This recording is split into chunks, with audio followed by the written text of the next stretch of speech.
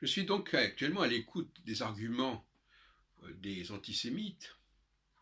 Il y a un argument qui m'amuse beaucoup, qui peut se retourner contre eux.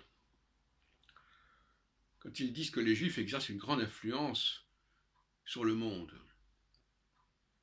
il faudrait quand même qu'ils s'interrogent pour se demander justement si le christianisme n'est pas le résultat justement d'une telle influence.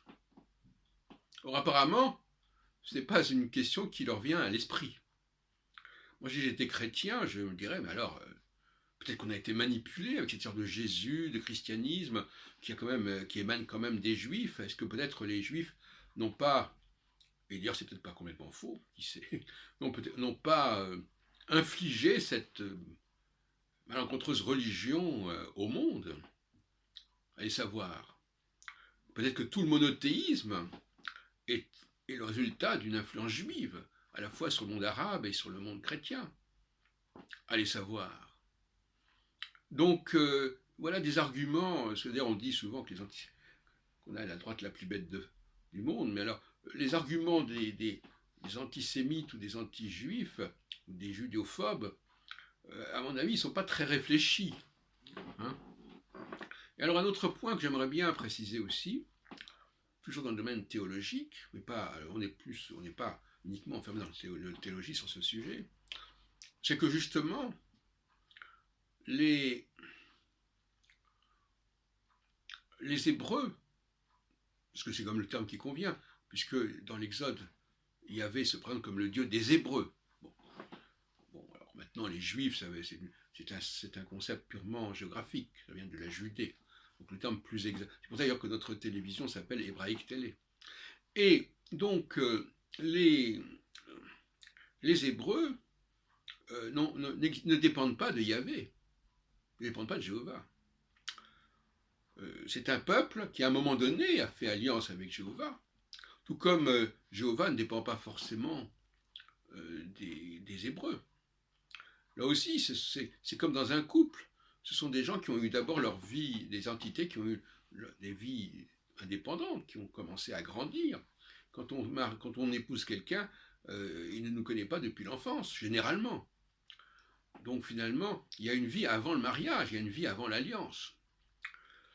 Et je ne souhaite pas du tout réduire le peuple hébreu à l'existence d'un lien avec Yahvé.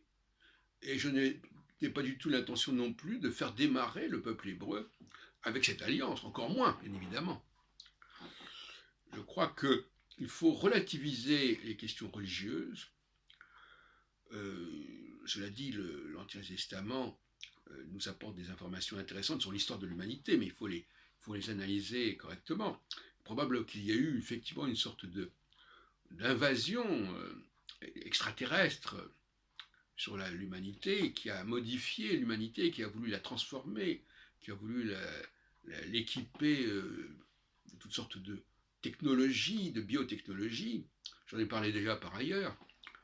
Et les Juifs les Hébreux seraient l'humanité première, celle qui a résisté et celle qui a précédé cette colonisation, cette fois-ci de la Terre, par des populations, des forces venant d'ailleurs. Donc, il ne faut pas réduire la question du peuple hébreu à ce qui nous en est parvenu dans l'Ancien Testament. L'Ancien Testament, on peut nous mettre sur un certain nombre de pistes, mais il serait très naïf de prendre à la lettre ce qui est décrit dans le livre de la Genèse, n'est-ce pas? Donc il y a tout un récit